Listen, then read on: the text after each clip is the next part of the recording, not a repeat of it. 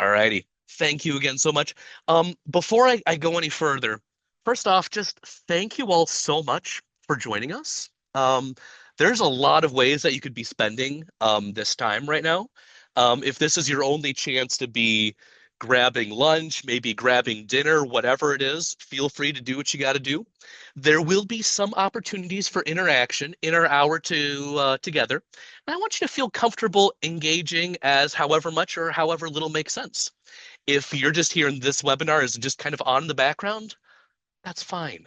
If you want to engage in the chat, that's fine too. I will have some prompts throughout to engage with the chat as you like. And if there's a worthwhile side chat that starts happening throughout the webinar, that is a-okay. For anyone who would benefit from a visual description, I'm a white, approaching middle-aged man with glasses and a beard. And again, today we're going to be talking about those small steps and big impacts in course design. Full disclosure, I am test running a few ideas, things to think about. If there's a phrase that I'm not using that's maybe not as clear as you think, please let me know. Really, really open to your feedback. I want to do a little bit of thinking time before we get started. I want you to think back to something that you've accomplished. Here we have this picture of these gigantic mountains in the background. You kind of picture, maybe someone trying to climb the summit of the mountain. But I want you to think back to something you've done that you're really proud of. It can be a work thing, it can be an education thing, it can be a personal thing. I'd like you to think, why are you proud of it? And what do you remember about the process? I am going to set a timer for 2 minutes. And if you're willing, I'd love to hear just examples of things that you've done that you're really proud of. And again, thinking about why you're proud of it, and if there's anything again that you remember about that process, I'll get some thinking music going, and I'm setting my timer for 2 minutes.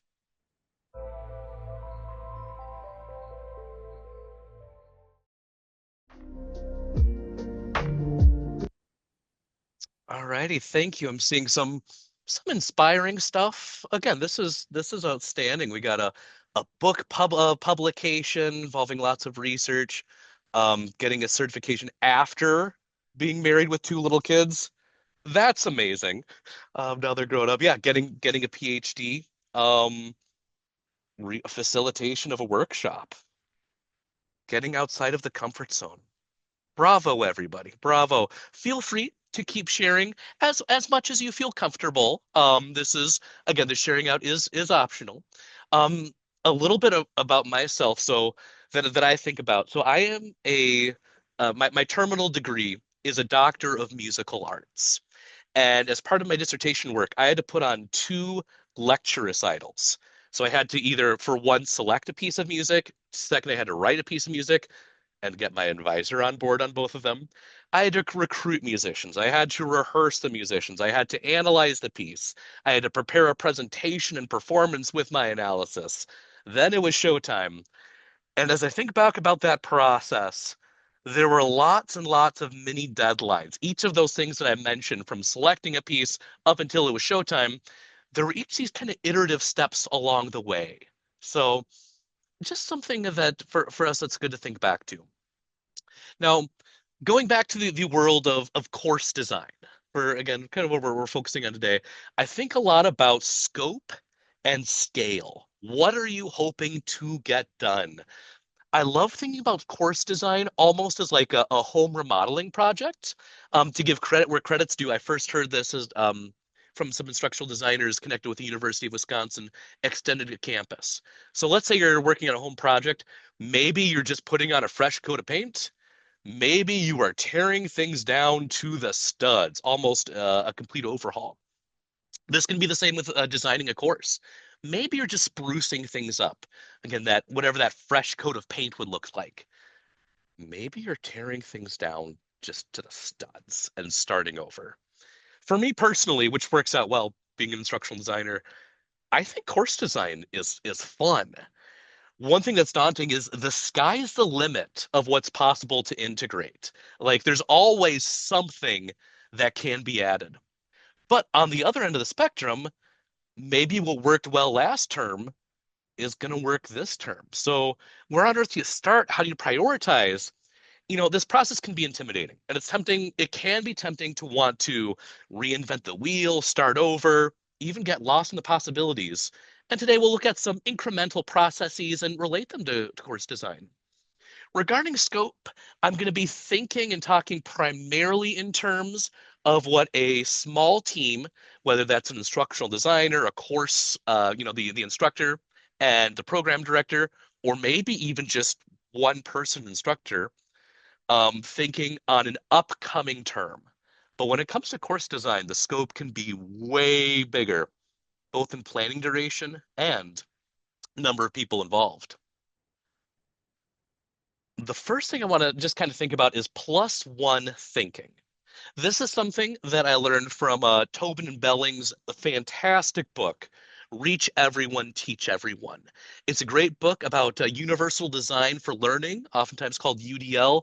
My brief summary of UDL is basically when you remove barriers in the course, everyone benefits. And they talk about like, what's that one thing you would change? But it can apply to just about anything. So, just kind of thinking about that one kind of plus one thinking, where are the students having questions? Where are the students making mistakes? Identify maybe one of those things as a priority. Or another thing to think about, where are you, or maybe where are the students just getting bored? Just to kind of share my own experience when I first taught a college level course, I was a TA. It was a general degree requirement. And basically, I did what my teachers did. I did what the instructors of courses did. Basically, any sort of activity, any sort of assignment, if you were to ask me, well, why are you doing that, Rich? I'd say like because my teachers did that, or because that's again this is my first time, and that was kind of as deep as what I was thinking. The first 8 weeks, things were going pretty well. It was a 14 week course. As we got to the end of the course, things were going well. It was like weeks 9, 10, 11, like we were all just fried. So if I had to go like travel back in time to find my younger self, my plus one would be yeah, those weeks that were just no one was feeling it. That's where we start. Monotony breakers, activities, something. If you would like, again, this is optional, but feel free to share in the chat that plus one that maybe you've encountered or that maybe you're thinking about. That one aspect of the course where like, wow, I keep getting questions about this, or I'm going through my students' work and they just like this one topic seems to be tripping up students.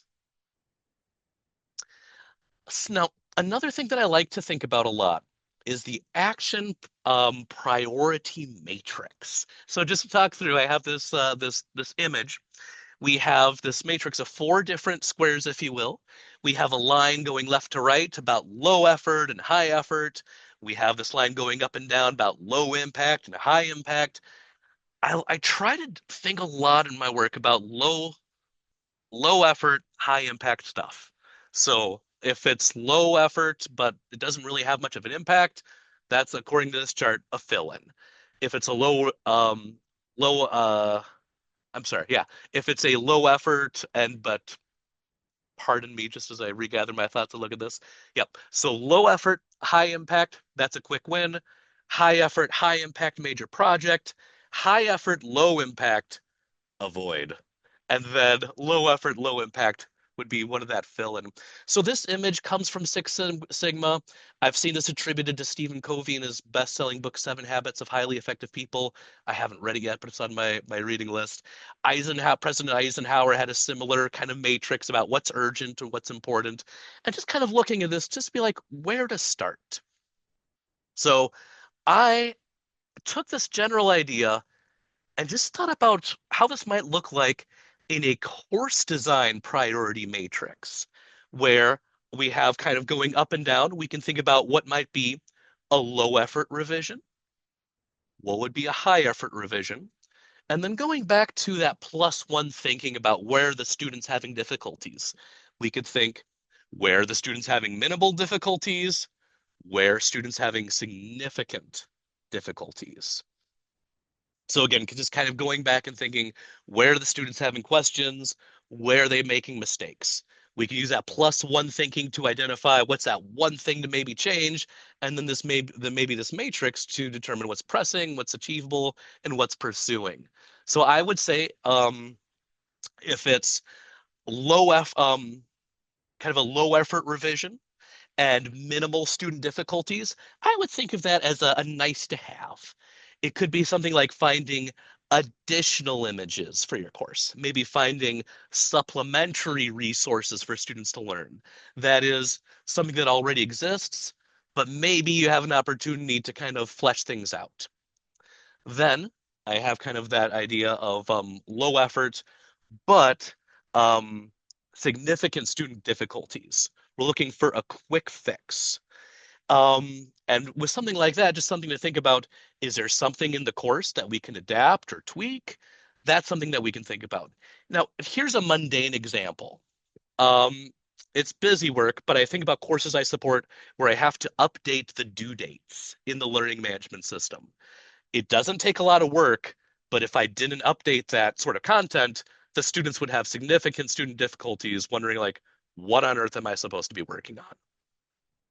Then, kind of going towards the top, let's say you have something that's a high effort revision, but minimal student difficulty, something that would be potentially low impact. I've labeled this as a Y. It's possible that if you're ever thinking back to the most frustrating thing you've ever worked on in a course, something that took a whole lot of work and there didn't seem to be a whole lot of need for it, that might be that Y. Um, that being said, there are always exceptions. That's why I would frame it as why, because well, why are we doing this? Because it's possible that there is a good reason. It was just for me, if it was a course that I was working on, I would want to know why we're working on something, spending a lot of time on something, and it's not immediately obvious how that helps. Then we have the high effort revision combined with significant student difficulty, spots where they're having there's a lot of troubles with that part of the course. I would think that is a long-term project. May maybe it's possible this is something like coordinating a really complex group assignment. Maybe you just need a couple of terms to go through this with students, test out a few different things, and then find that thing that's really working with. These are probably examples of things that were probably really satisfying to get done, but man, did they kick your butt.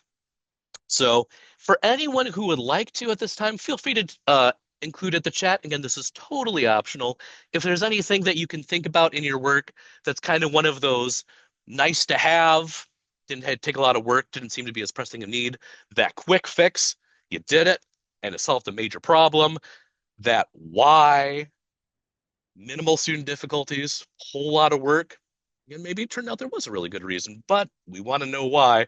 And again, that long-term project. Then another thing to think about. So back just to kind of recap, we've talked about that plus one thinking. Find that one spot where students are struggling. We have our priority matrix where we think about, okay, how feasible is this going to be? What are our options? Now, one of my favorite acronyms in the whole world, SCAMPER. SCAMPER can stand for substitute, combine, adapt, modify, put to another use, eliminate, and reverse. It's taking something that already exists and we do something with it. This is not reinventing the wheel. This is not creating something entirely new. I, I honestly love thinking about course design like playing with building blocks. And here, I love this picture on the screen. We have this kid and the grown up, and it looks like they're maybe putting together like a train or a couple different vehicles out of building blocks. They didn't like start making their own factory to like construct these building blocks out of nothing. These building blocks were something that already existed, and they just found cool ways to connect and adapt them and things along those lines. And thank you a bunch, Jen, just for that disclaimer about the uh, webinar being recorded. So just to think about some examples. Substitute means we just find something that exists and we just replace it. We use something else. Maybe there's a reading or a course video. Maybe the first time you launched the course, you just needed something. And so like, okay, this reading will work. But maybe as you're going through, you're thinking, you know what? I'm sure there's another like a better video out there that's going to help my students learn these concepts and is going to be a little more engaging. Another thing to think about as you teach a course, is it worthwhile to substitute a topic that's being covered? Just I mean, this can look like a lot of different things, but as one example, you know, are there student demographics that maybe aren't as well represented in the course topics that are in your course? Full disclaimer, I have a cat who might be jumping across the screen, so just in case you see me all of a sudden kind of dodging myself or adjusting, thank you for your understanding there. Um, is it possible that you could substitute one of the topics with a different topic so that more of your students can kind of see themselves represented in the perspectives of the course? Again, another thing you could substitute is maybe there's an essay question. Is there an essay that like, I'm just so sick of grading this term after term? Substitute it. This next one, combine. Maybe you're combining modules to make room for other material, or if there's a logical flow for them to be in the same module. If you only have so much time in the course, but only so much time to teach your course, but you want to include more kinds of assessments, is it possible to combine some different ideas? Just to share a recent example of a course that I was supporting. The course uses online discussions for student-to-student interaction. And there was also an idea of, you know what, these it was a course with students who are going to be researchers. And the idea was that, let's have our emerging researchers learn how to write an op-ed article, have them practice with their writing. And so what we ended up doing is we combined those two different things. We used the Canvas discussion for students to share their op-ed article. The instructor was still able to grade it easily. The students were able to see each other's work. It was really cool. The next one I'm going to combine using a little scamper myself, adapt and modify. So I admittedly think of these two things as pretty much the same. How do I just adjust what's there rather than starting over? Rubrics could be a great example. I remember when I was first teaching, I had people telling me like, man, rubrics are great. They outline clear expectation of students. They're going to save you so much time when you grade, Rich. Like these are great. And my thought was like, well, that's cool, but like, how am I going to find the time to design a rubric? And so what I eventually did was I just found a writing assignment rubric and I just took that and adapted it to fit the needs of the course. And then from term to term, I might make the occasional tweak. Another way you can think about adapting or modify is with assessments. I like thinking about alternative assessments. So within higher education, just something to think about, I would say one of the most common assignment types is a major written essay. There's value in writing essays. I think it was a good skill that I'm glad that I went through. But does it really matter if every student is to share what they're learning through a written essay? Could they maybe share what they've learned in reporting on, I don't know, maybe a community-based project they're working on by them making a YouTube video, by them making some kind of artistic expression with an accompanying annotation describing how it connects to what they're learning? Just kind of given the idea that, okay, I want you to learn, that it's important to have standards of what they're learning, but give them some freedom, let them adapt or modify how they're sharing what they're learning. You can also think about that, about adapting and modify for learning materials, specifically with modality. So it's good practice that lecture videos have captions so that everybody can access and be able to comprehend what's being said. Those captions could be adapted or modified to be turned into their own resource, like just the captions that they can just kind of read, maybe offline at their own time, or using the power of Control F and search options, be able to just kind of quickly find anything they need to go through the course. Or especially if, let's say, you're an instructor and you're making, video lectures, or actually, regardless of how you're teaching, maybe your lectures, maybe it's kind of getting a little monotonous, especially as you go through the semester of giving lecture after lecture after lecture.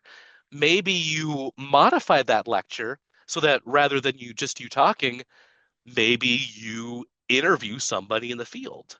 Maybe you present content as a podcast. Just little ways that we can make just those tweaks of what already exists. Put to another use. I love how the rest of this Scamper acronym is kind of each of the words are clear and concise. This term put to another use. It's a little wordy, but it works.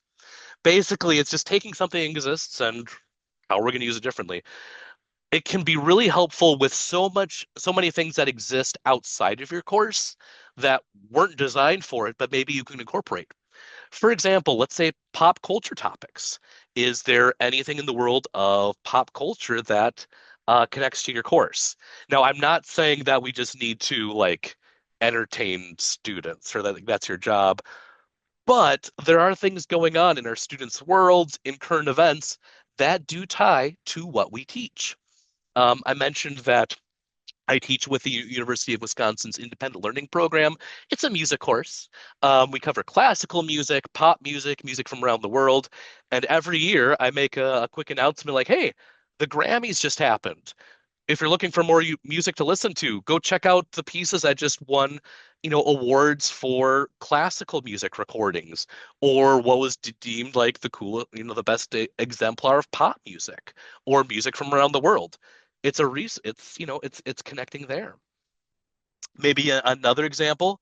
Think back to any old presentations of yours that you've given, and is there any chance that you can adapt that as another learning resource or a model of an assignment? Something just to kind of think through. Do you maybe have enough assignments, or I'm sorry, do you maybe have enough presentations you've given, or have you maybe gathered enough articles that are connected to the course that you could potentially move away from that paid textbook that your course might be using and replace that with what you already have? Again, I know this topic isn't about open educational resources, but just something to think about. And then next up, we have the E of Scamper is eliminate. And I would just think like, what's not working in your course? And then think, is it even necessary? Again, going to my friends in the open educational world, is that paid textbook in your class doing what you really want it to do? Something to think about. Um, Another thing to eliminate, think about assessments. Some assessments can be a pain. It can be a pain for the students to do. It could be a pain for you to grade, especially if that assessment exists because we've always done it this way. It's like, well, that's what my teachers did. And I would just say with those sort of things, is it helping students meet the learning objectives? If it's helping students meet, if you're able to articulate this assignment exists because it's helping the students meet this learning objective and this one, then sure, it's probably worth keeping. But if it isn't, you can probably get rid of that. Just on a quick note about assessment, again, assessment is a way for students to demonstrate what they've learned.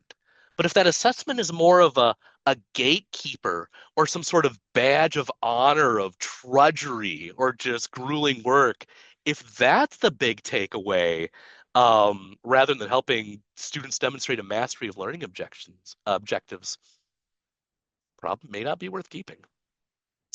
And then the last part of Scamper, reverse, putting it in another direction. This is something that here's an example of reversing that I learned from Julie Dirkson's fantastic book, Designed for How People Learn. And she makes the comment about taking something like Bloom's taxonomy and put it in reverse. Just a very quick summary for anyone who may be not familiar or needs just a quick refresher of Bloom's taxonomy. The idea is that you go from lower to higher levels of learning, starting with identify or remembering, then understand, apply, analyze, evaluate, create. The idea is as you go up that ladder, if you will, you're having your brain just kind of think more and engage. But again, going back to Julie Dirkson's idea about reversing Bloom's taxonomy, you could have a series of assessment that goes completely in reverse. So I love YouTube. So I'm going to use an example. Maybe you're having students look at video essays, basically presentations in video form. Maybe they start out by just creating a video to share what they've learned. After that, maybe they go the next step down on Bloom's taxonomy and evaluate, critique what it is they've made compared to what they've seen on YouTube. Then have them analyze key characteristics of effective video essays. Then, as an application, they can edit their work based on their evaluations and analyses. To understand, they could summarize key characteristics of what makes a good video essay after they've gone through the process and after they've edited. And then for that lowest level on Bloom's taxonomy of identify or remember, have them make like a tip sheet or an info sheet where they're summarizing key characteristics of the process. I'll use this as another opportunity for some optional um, including of ideas in the chat. Do you have any cool scamper moments? That is where you take something that already existed in a course and you substituted it, combined, adapted, modified, put to another use, eliminated, reversed. Feel free to, as you're comfortable, feel free to include that in the chat. Either maybe something you're already done, or if this is kicking off any ideas about, oh, I could do this with my course. That could help. Now, something that I like to think about when it comes time to prioritize. What do I find exciting to work on and what's pressing? And by that, I mean what what really needs to get done. So I'm fortunate. I really like the work I do. I like meeting with faculty. I like building courses. I like geeking about teaching and learning. It's just good stuff.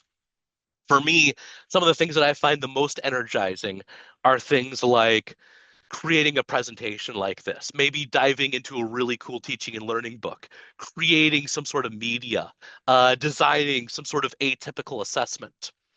Um, at the same point, I need to think about what's pressing.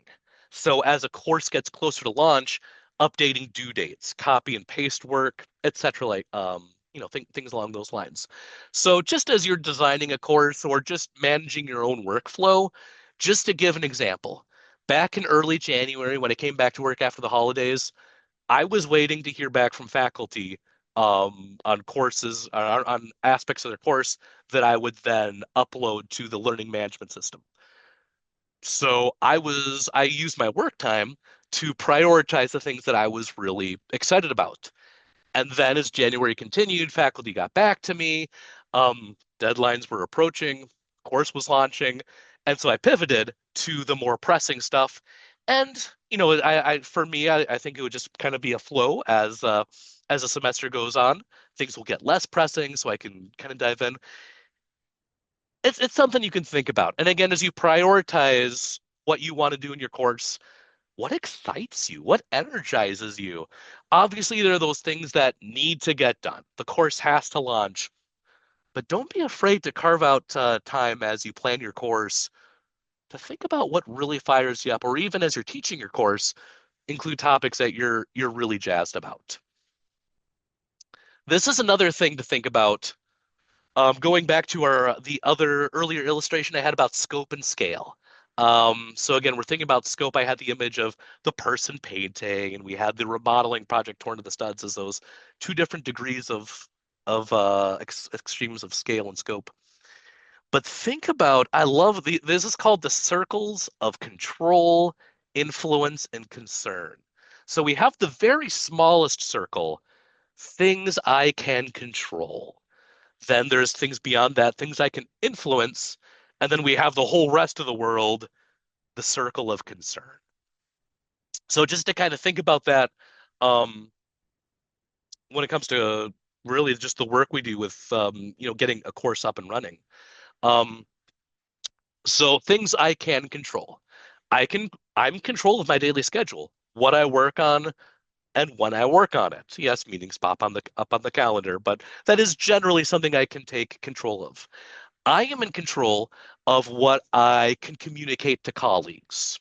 How I send that email, when I'm sending out those emails, those things are I can control. I can also just control some aspects of my job, like my own proficiencies. So, in my work at the University of Wisconsin, our learning management system that our courses take place is Canvas. So, something that is within my circle of control is carving out time to learn more about the features, so that whatever an instructor has in mind for a layout, I can use my Canvas skills to be able to create that. Things that I can influence. I can kind of influence what colleagues are working on. For example, hey, can you have this ready by such and such a date? I've made my request. Um, I put it in. I'm influencing it by making my request, but at the end of the day, I'm not in control of what that person's actually able to do. Something to think about. Then there are the things that are completely outside of your control. In my own line of work, the start date of a course, I have no say in that decision. Any sort of university policies, that's outside of my control. If the learning management system is working that day, if my internet is working that day, that is not part of my control. So again, I would just kind of think as you're thinking about things that you can do in your own courses, just being aware of what am I in a position so that I can actually influence, so that I can actually make an impact? What can I try to influence? And what is just kind of out there and I can't really do anything about? Just a little bit of some story time that I think sums us up pretty well. Um, it goes back to me supporting a department, and that it was a discussion of proctoring exams came up. I'm personally not a fan of proctored exams. They can have their place. Let's say, high schoolers, if they're going on to college, they'll likely have to take a high stakes exam like the ACT or SAT. It's good for them to have experience in assessments taking high stakes exams. For anyone who needs a license that has some sort of high stakes exams, it's great for people in that field to get practice. So something just to keep in mind, it's like they have their use. But I remember talking with an instructor, actually with a whole department, and the department was interested in the new proctoring tools that were available to proctor the exam. And I asked why it was needed and kind of gave some suggestions about things we could do instead of proctored exams, and they weren't feeling it at all. So the thing that was in my control, I could share with them. And I was in control of how I was verbalizing my own thoughts about proctor exams and why they may or may not be, in my opinion, the most appropriate. I could influence the instructor by making the choice, but at the end of the day, it's their choice, not mine. Here's the thing that I think is actually just kind of fun that was completely outside of my control. So one of the things that me and a couple of my colleagues were talking about against pro specifically timed proctored exams was, well, what if their internet goes out? And so I'm on the call and my internet dies. Like I can't control that at all. But it was just kind of that great example of like I'm even like decent at tech stuff. And it was just that kind of that great example, like, yeah, like things like this happen and we can't control it. So what can we do to help other people? So just a thought. Now, if you have no idea where to start when it comes to course design, just to give a couple of examples, Quality Matters is an organization that has a rubric for what can all be involved in a course so that it is good to go before the term starts. There's an organization called the Online Learning Consortium Quality Scorecard, things that they recommend for having in a course, national standards for quality online courses, and perhaps your own organization has standards. Just to throw it out there, if your organization doesn't have the standards, perhaps an opportunity for you and you and your colleagues to prioritize what you value. Now, we talked about in that matrix about course design priority, long-term projects. What about those long-term projects?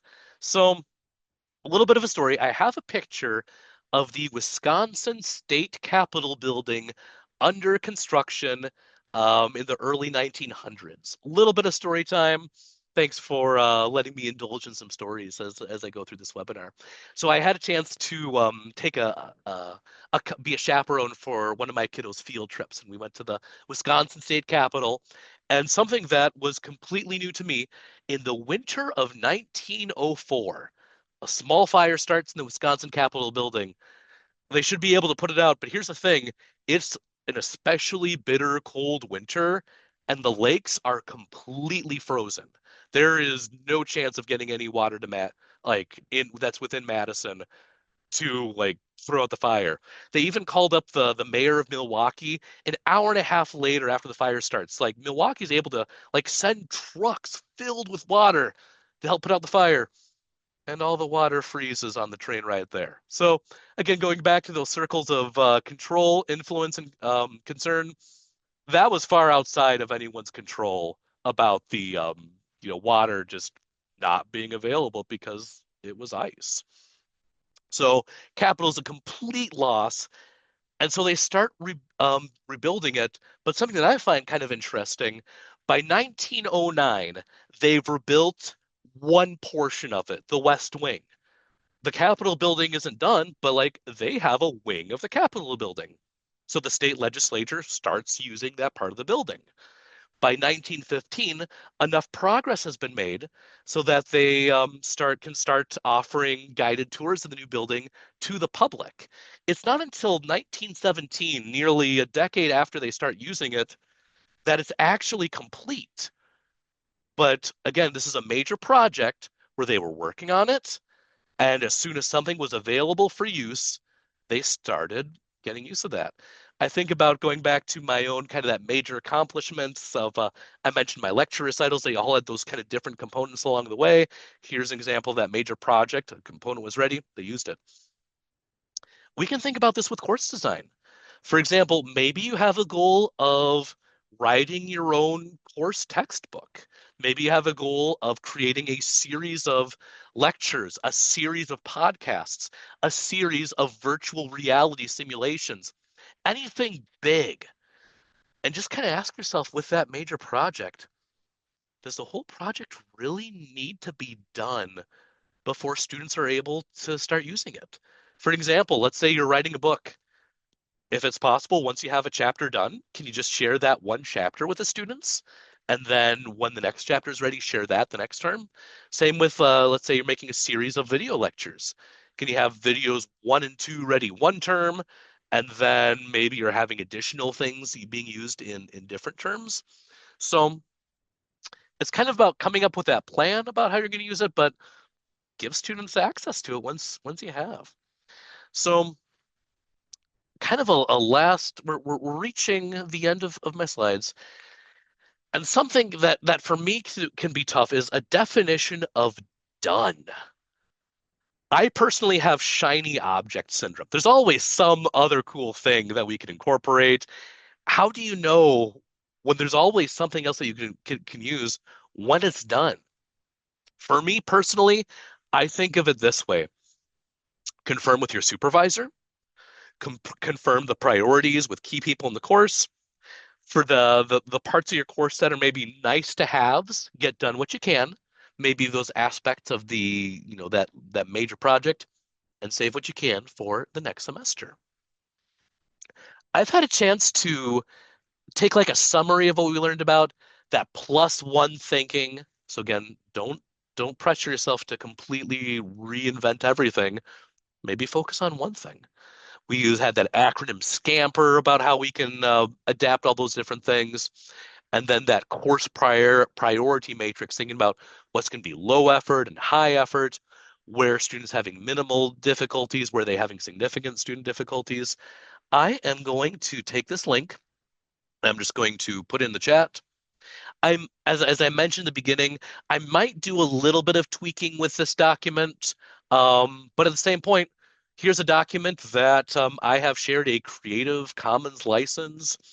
Use it however you want, share it with whoever you want to, just to kind of be able to have some ideas about course design. Then, as we wrap up, I definitely want to make time for discussion. So something I like to think about is just kind of, again, maybe chatting, or if you want to elevate something that you maybe saw in the chat, what's your plus one, etc. So again, finding that one thing in a course where students are having difficulty of, um, again, maybe what's that one thing you can scamper using that substitute or combine, adapt, modify. Um, what's that, how might you prioritize with that priority matrix? And then I'm also kind of curious, what's your definition of done when you're working on courses? And questions, ideas, concerns. I'd like to use this time that we have left to just kind of open things up. If there's anything that you've done in the past that seems to align with us, if this sparked any ideas, or if you had any questions about anything, any ideas that are coming to mind, etc. I will stop sharing my screen. And Jen, thank you so much for including the link to join ADEIL. Always happy to have more in our great organization. For anyone who's new to ADEIL, I see ADEIL and I see lots of positive energy. And then we'd also love to hear what you thought about this webinar. There's a forum. That's me doing a lot of talking. Thoughts, questions, ideas, etc. Things you've noticed in your own work.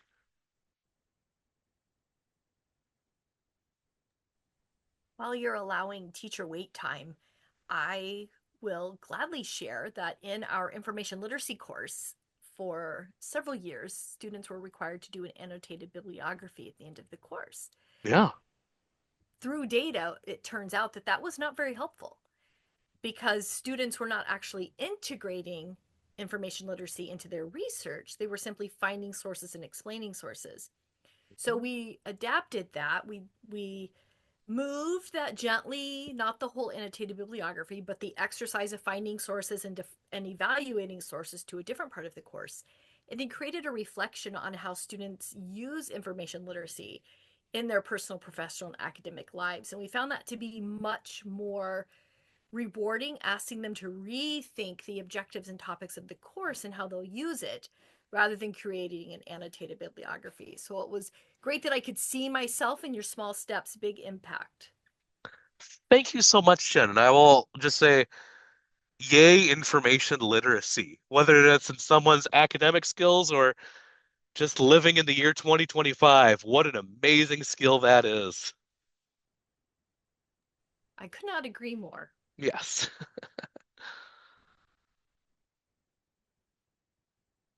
I'm just gonna take a quick look at the chat, but yeah, anyone as you feel comfortable, you're welcome to share any questions, ideas, etc., etc. As I go through the chat again, really proud of you all with some of these really cool accomplishments you've shared. Thank you for sharing that.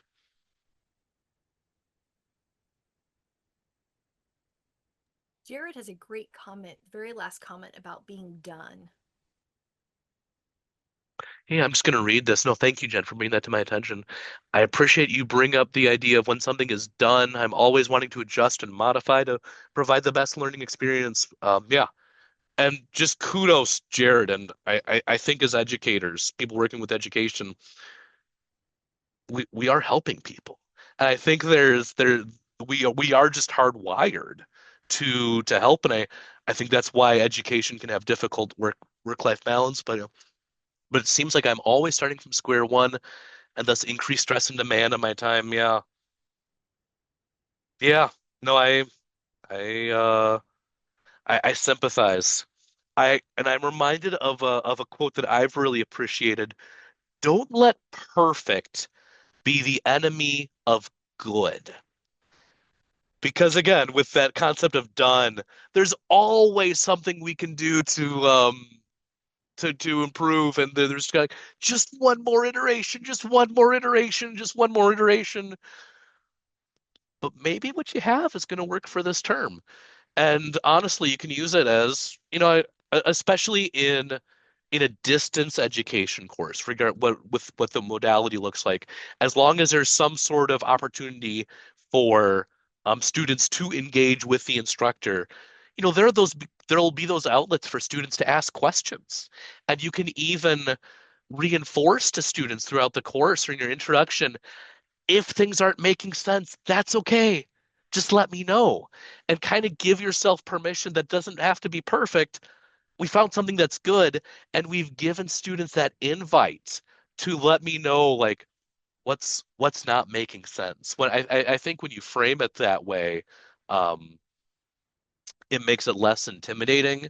It makes it feel less like the students may be complaining, and really more of just the students just reaching out of curiosity for an opportunity to learn. And because of what Jared said, I would want him to be my kids' college teacher. Awesome. Just knowing that there is never really a done. Yeah, yeah. Love it. Love it, love it. Just something I want to highlight in the chat. Yeah, timed exams, challenging for neurodivergent students. And this session isn't about accessibility per se, but I think we can still aspire as people working in education to make everything as accessible as possible. And again, there are things that people will encounter in the real world or the job market, however you want to describe it, where things are artificially challenging. Again, I mentioned licensures. It's it's just a reality of life that there are some professions that will make you jump through hoops, etc., etc., etc. But as our students are learning from our courses and working to meet our learning objectives, maybe we don't need to incorporate those components that has been documented to create challenges.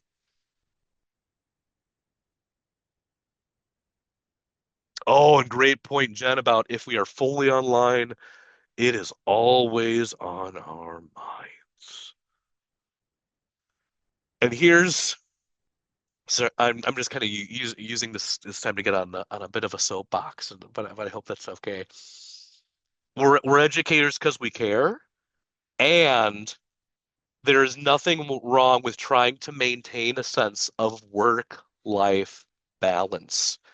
Yes, we live in a world where I have this device that is almost always like in my pocket or a reach away.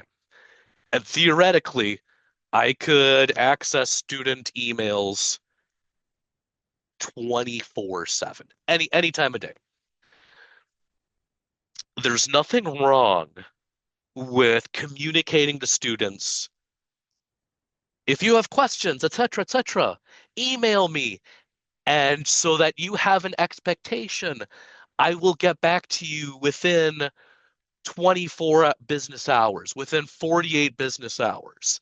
My week looks like I generally my business week is Monday through Friday, or maybe you're in a situation where my business week is Wednesday through Sunday to Monday and Tuesday is my weekend. It's okay to create those sort of boundaries in your life, even with being in a course where anyone can access at any time. And just let students know what to expect, because if you've given them that expectation about, yeah, I'll let you know within 24 hours or within 48 hours. They know what to expect. That for me was very freeing with my whole just interaction with email. Like, I don't have to respond this second. So just a spiel.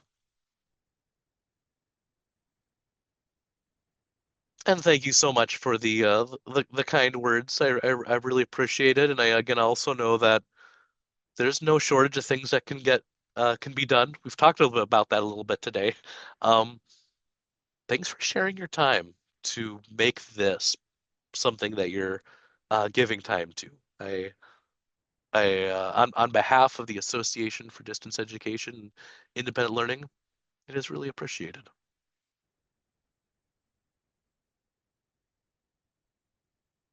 Before we officially wrap up, as we approach that top of the hour, any other thoughts, questions, ideas, wanting to talk about the weather in your part of the world, whatever it is. So just kind of cool to see where everyone's coming in from too, just as I take a look at the chat. No, I'm also seeing some people are coming from where you're at in the world. This is the middle of the night. Thank you. Like that's humbling and I'm honored, just honored that you're here right now. For me, I just had to adjust my lunch break, so just want to extend that appreciation.